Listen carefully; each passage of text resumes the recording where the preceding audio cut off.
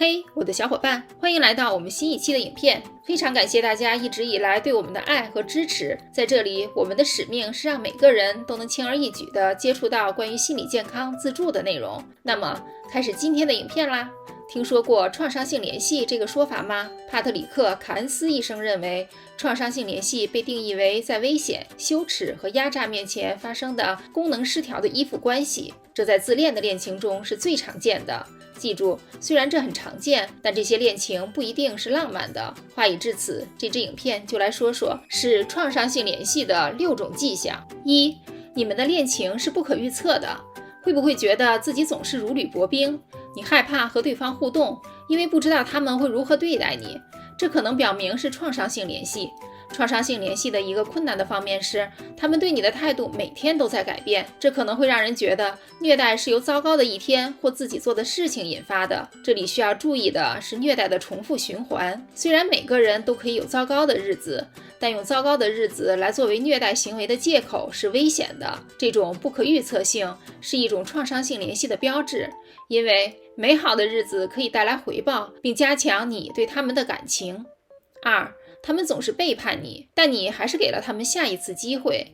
你是否经常反复背叛自己来得到别人的爱和肯定？他们是否会通过借口、解释和道歉重新得到你的信任，即使他们已经多次违背诺言了？如果是这样，这可能是创伤性联系的证据，这会让你感到毫无价值、无助、压力、焦虑等等。背叛之所以会对你造成如此大的影响，是因为背叛的人往往是你信任和爱的人。想要信任他们，给他们机会，继续爱他们是可以理解的。但当信任变得盲目和具有破坏性，关系就不再健康了。3. 你觉得自己应该为他们的幸福负责？你愿意做出任何牺牲来维持你们的恋情吗？你会为了满足自己的欲望而压抑自己的意愿吗？你如此努力地寻找一个理由，将自己的自我意识抛之九霄云外。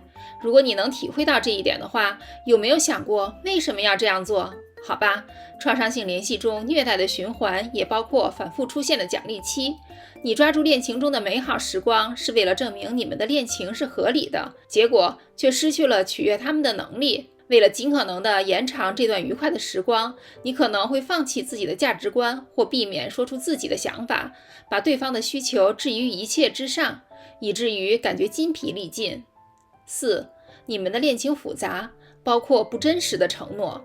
我保证情况会有所改变，否则这种事不会再发生。这种话听起来耳熟吗？虚假的承诺往往会加强创伤性联系。事实上，他们是如此强大，他们会通过创造一种希望的感觉来说服你坚持下去。如果你身处一段麻烦的恋情中，会倾向于相信这些话，因为最终你会在情感上依附于另一个人。你对他们的信念来自于希望和绝望，即使逻辑告诉你你会再次受伤。5. 你维护你们的恋情，即使是虐恋。你是否很难承认别人试图向你展示的你们恋情中有毒的一面？你认为别人只是不理解你们的恋情吗？当你处于创伤性联系中时，通常会否认自己的情况是虐待和创伤的事实。你可以把这当作一种防御机制，你觉得自己被这段感情束缚了，无法离开，或者你总是回到同一个人身边，接受你正把自己处于一个破坏性境地的事实。可能是可耻的，所以你可能会转向否认。换句话说，这种接受可能会带来不充分或软弱的感觉。6. 熟悉感让人不可能离开这段恋情。为什么不离开呢？对于创伤性联系中的人来说，这是一个复杂的问题。要回答这个问题有很多原因。为什么创伤性联系的一个迹象是会不断地失去这个人，几乎像上瘾一样，甚至在试图结束联系之后，你可能会很怀念生命中出现过的这个人。他曾经在情感上和身体上深深地影响过你。为了避免这种衰弱的感觉，你可能会觉得除了留下来别无选择。你也可能很难离开，因为你很难认识到自己的处境。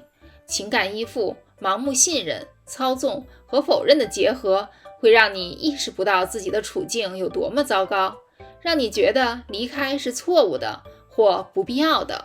如果你认识有创伤性联系的人，在理解中保持同理心很重要，因为事实上，他们不明白你在做什么，绝对不是他们的错。如果发现自己处于这样的情况，要知道你不是一个人，有一些资源可以帮你愈合。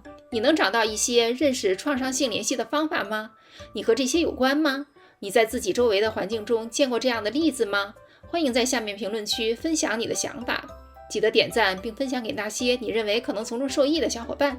订阅我们的频道并开启小铃铛，这样无论什么时候我们发布新影片，您都能收到通知。参考文献在资讯栏。一如既往，感谢收看，下支影片不见不散。